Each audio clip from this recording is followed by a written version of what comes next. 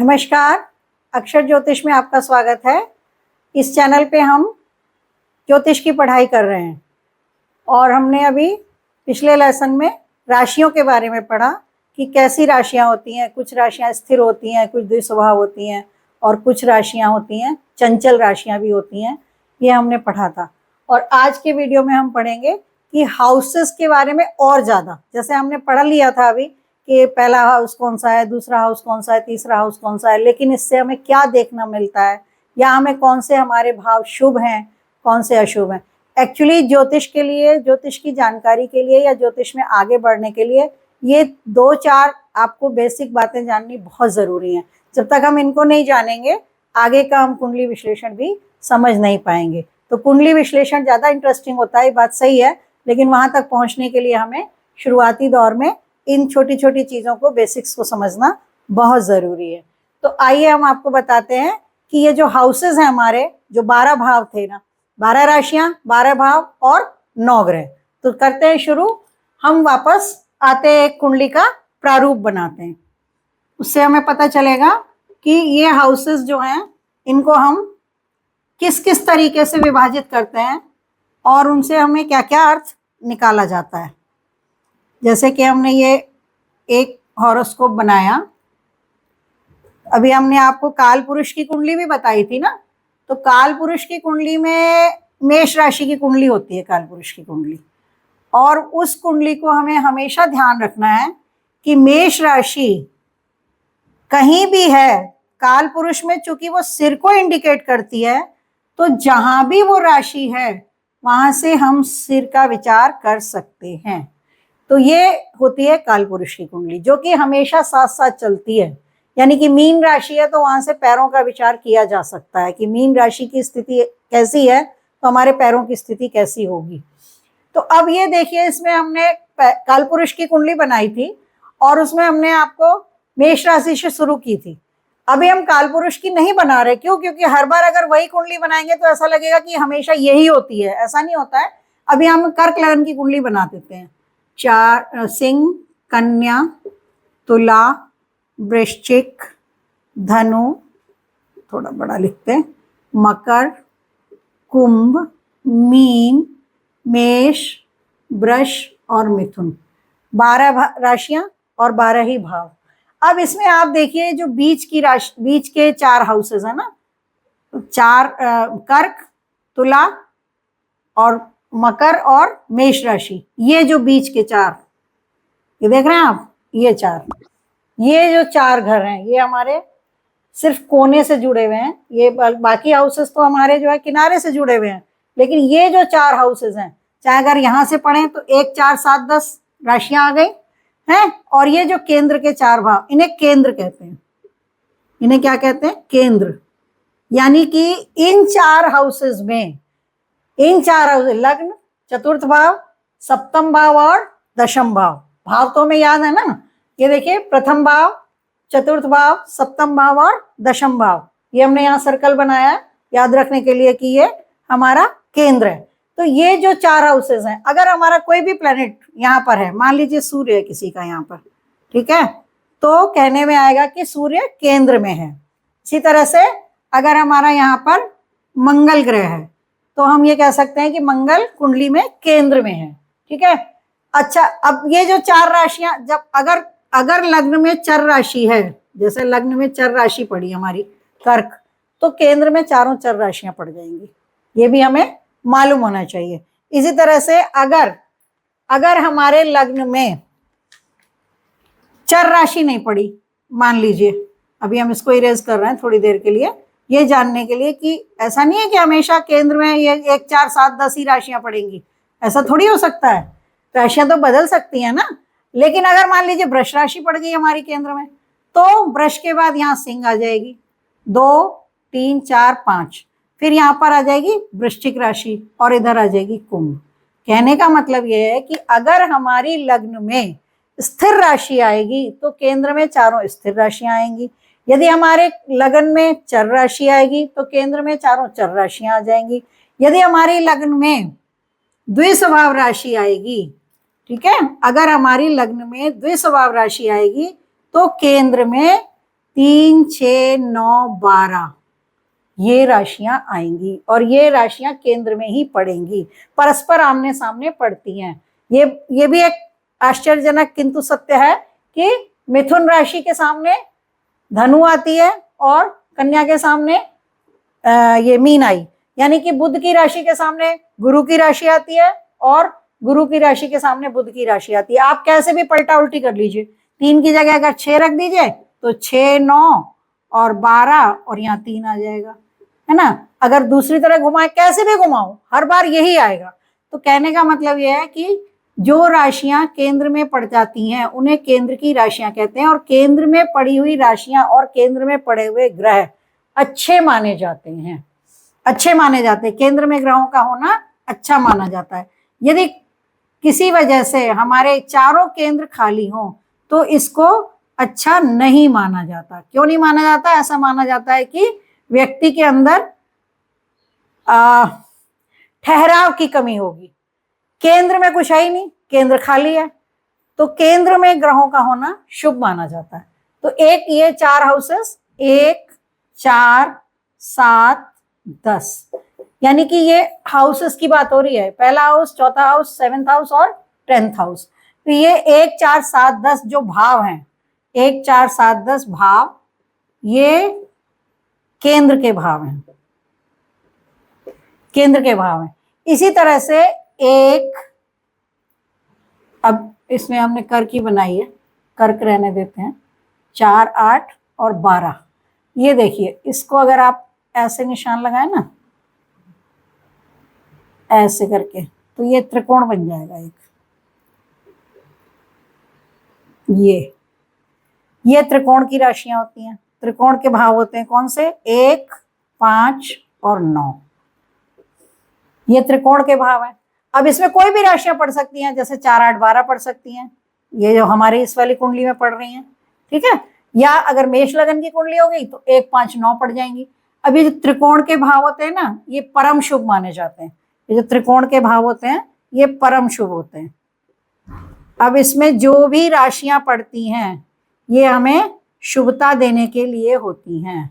ऐसा मानते हैं कि इन हाउसेस में पहला हाउस, 5वां हाउस और 9वां हाउस, पहला हाउस हमारा स्वयं का है, हम स्वयं होते हैं पहले हाउस में, ठीक है। तो जातक स्वयं है तो हमसे बड़ा तो कोई नहीं, तो ये सबसे पहले। और ये हमारी शिक्षा दीक्षा या हमारा पूर्व जन्म भी है, ये पूर्व जन्म, और ठीक। और 9वां भाव जो है ये हमारा भाग्य का है। तो ये जो 1, 5 और 9, 1, 5 और 9 ये त्रिकोण के भाव हैं, त्रिकोण के भाव हैं, भाव हैं ये, भाव की बात कर रहे हैं हम। राशियां इसमें कोई भी पढ़ सकती हैं। जो भी राशियां त्रिकोण में पढ़ती हैं उनके जो लॉर्ड्स होते हैं त्रिकोणेश, वो हमेशा हमको शुभ फल देने का प्रयास करते हैं। तो केंद्र के प्लैनेट अच्छे माने जाते हैं। केंद्र में जो राशियां पड़ जाती हैं उनके प्लैनेट्स भी हमें शुभता देने का प्रयास करते हैं, और उनसे भी ज्यादा अच्छे होते हैं ये 1, 5 और 9 त्रिकोण के हाउसेस। त्रिकोण के हाउसेस में जो प्लैनेट जाते हैं जो वो भी शुभ फल देते हैं, और जो त्रिकोणेश बनते हैं यानी कि लग्नेश, पंचमेश और नवमेश बनते हैं वो भी हमें शुभ फल देते हैं। तो ये हो गया। दूसरी बार, अब ये सेकंड हाउस जो ये धन का है, ये धन का है, ये हाउस जो है हमारा धन का है। इसी तरह से ये एकादश भाव जो है ये भी हमारे लिए धन का है, आय का भाव है ना ये हमारा, ठीक है। तो अब आप देखिए कि हमने आपको केंद्र बता दिया, त्रिकोण बता दिया। अब ये जो थर्ड हाउस है, तीसरा और ये छठा और ये 10वां और ये 11वां, इनको हम कहते हैं उपचय भाव। तीसरा, छठा, 10वां और 11वां भाव ये कहलाते हैं उपचय। ये हमको प्रोग्रेस देते हैं। क्यों? क्योंकि यहाँ पर क्या है, थर्ड हाउस में परिश्रम, श्रम है, संघर्ष है, हिम्मत है, साहस है। बिना हिम्मत, साहस के, श्रम के, परिश्रम के हम आगे नहीं बढ़ सकते। तो ये हमारा उपचय भाव है। इसी तरह से यहाँ पे क्या है, यहाँ पे भी कंपटीशन है। छठा घर किस चीज का है? कंपटीशन का है, प्रतियोगिता, कंपटीशन है ना। और कंपटीशन, कंपटीशन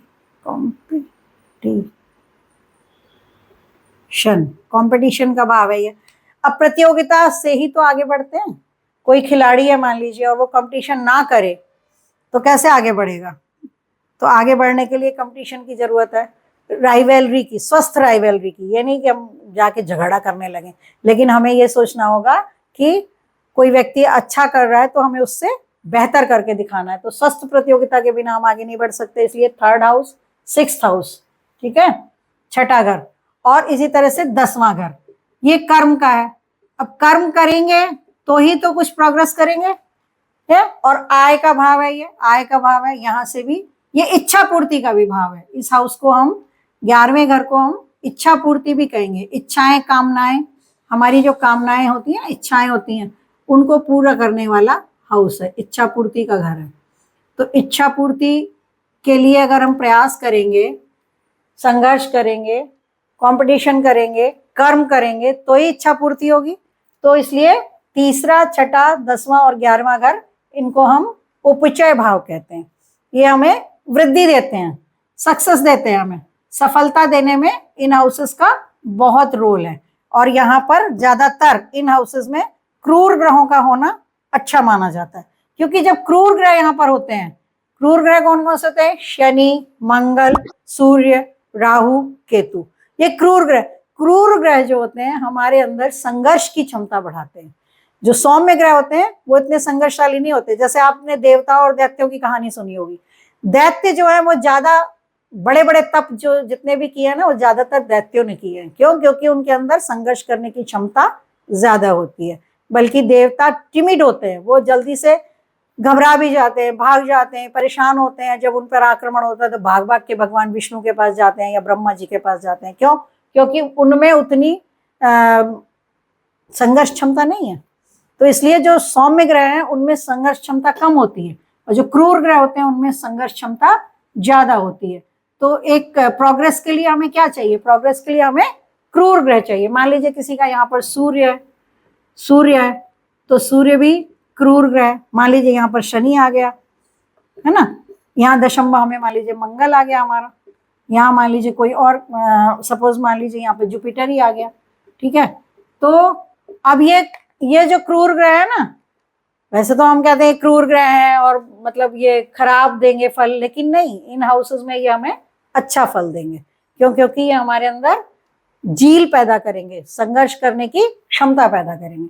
तो ये उपचय भावों में क्रूर ग्रहों का होना शुभ माना जाता है, क्योंकि ये हमको संघर्ष करने की क्षमता देते हैं।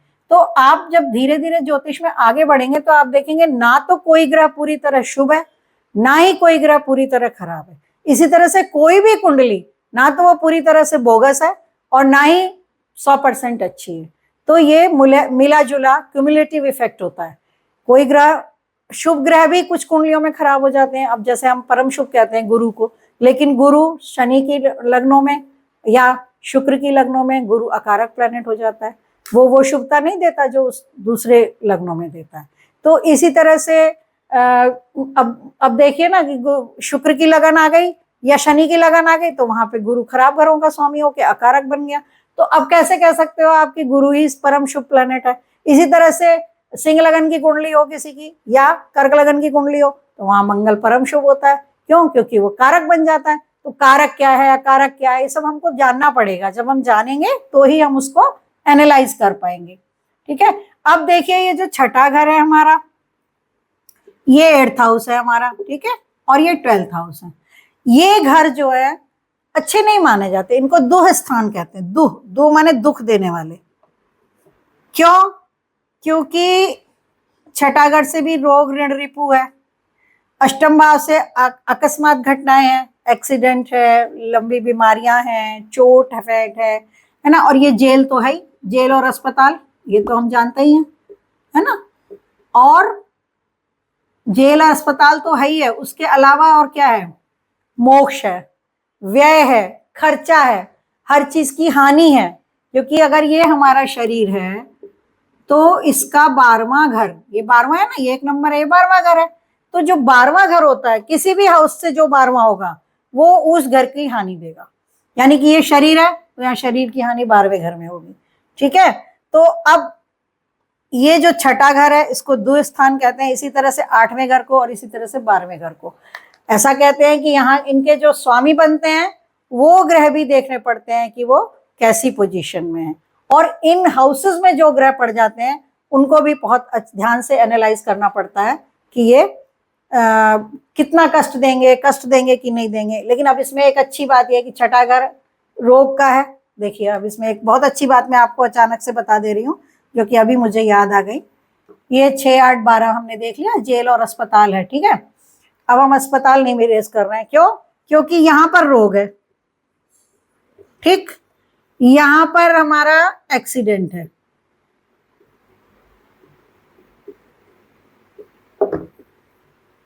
ठीक, और साथ में यहाँ लंबी बीमारी भी है, लंबी बीमारी, और यहाँ मृत्यु भी है, मृत्यु भी है ना यहाँ पे हमारी। अब यहाँ से रोग है, यहाँ से लंबी बीमारी है, यहाँ से अस्पताल है, यहाँ हमारा शरीर है।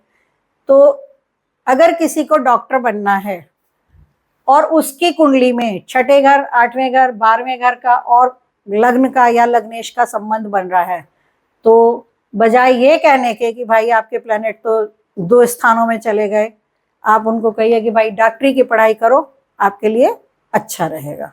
ठीक है, ये 12वां जैसे अष्टम भाव है, ये योग का भी है, योग, तंत्र, मंत्र इनका भी है, मेडिटेशन का है, साधना का है ना।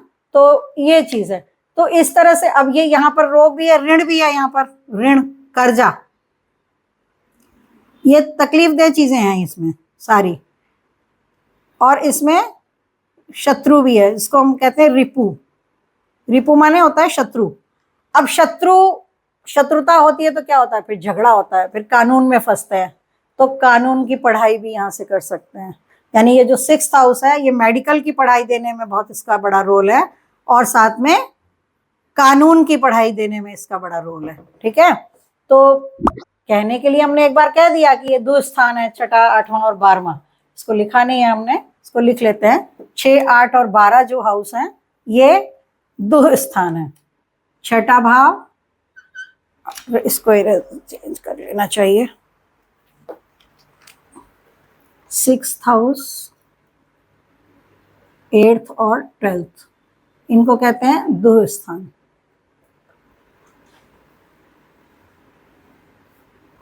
ये 2 स्थान है। इसी तरह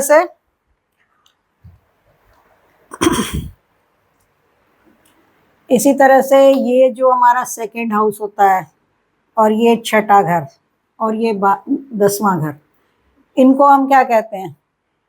अब हमने पिछले लेसन में पढ़ा था कि कुछ राशियां धर्म, अर्थ, काम, मोक्ष इनको बताती हैं, है ना। अब वहां तो हमने राशियों के बारे में पढ़ा था, अब हम यहाँ पर देखेंगे हाउसेस में भी वही चीज होती है। हाउसेस भी हमें धर्म, अर्थ, काम, मोक्ष बताते हैं। तो जो हमारा ये 2nd हाउस है ये अर्थ त्रिकोण में आता है। अर्थ माने क्या होता है? पैसा, रुपया, पैसा, ये अर्थ त्रिकोण का है हाउस है। अब हाउस की बात हो रही है, ये भी अर्थ त्रिकोण का हाउस है। तो ये हाउसेस हमें पैसे की स्थिति बताते हैं। ये वाला घर, ये वाला और ये वाला, यानी 2nd हाउस, ये धन भाव तो है ही है। इस तरह से छठा घर भी ऋण की बात है तो वो भी धन की बात है वैसे तो, लेकिन ये आप अगर काउंट करेंगे तो ये 10th भाव से ये 9th पड़ता है, यानी कि नौकरी का भाग्य यहाँ से पता चलता है। ये हाउस हमें नौकरी देने में बहुत अच्छा रोल प्ले करता है क्योंकि ये अर्थ त्रिकोण का हाउस है। ठीक है, इसी तरह से काम त्रिकोण के हाउस हैं, ये काम त्रिकोण है, यहाँ से भी काम त्रिकोण है, और ये भी, ये आपस में त्रिकोण है ये सब। ये 3rd और ये 7th और ये 11th। अब काम का मतलब होता है कामनाएं, इच्छाएं, भावनाएं हमारी, हम क्या चाहते हैं।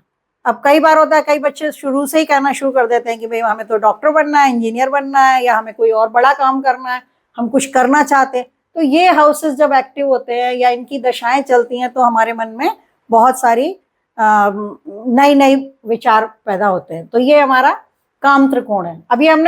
अभी पहले हमने राशियों का पढ़ा था पिछली बार में कि कौन कौन सी राशियां इसमें आती हैं। अब हम हाउसेस को पढ़ रहे हैं कि हाउसेस में भी ऐसा ही होता है। इसी तरह से अब ये धर्म त्रिकोण में आ जाता है, 1 नंबर, 5 नंबर और 9 नंबर, यानी कि पहला भाव, पंचम भाव और नवम भाव, ये धर्म त्रिकोण कहलाता है। इनको विष्णु स्थान भी कहते हैं, इनको विष्णु स्थान कहा जाता है। कुंडली में विष्णु स्थान है ये, पहला, 5वां और 9वां, और ये बहुत ही अच्छे भाव माने जाते हैं। और केंद्र के भावों को लक्ष्मी स्थान कहा जाता है।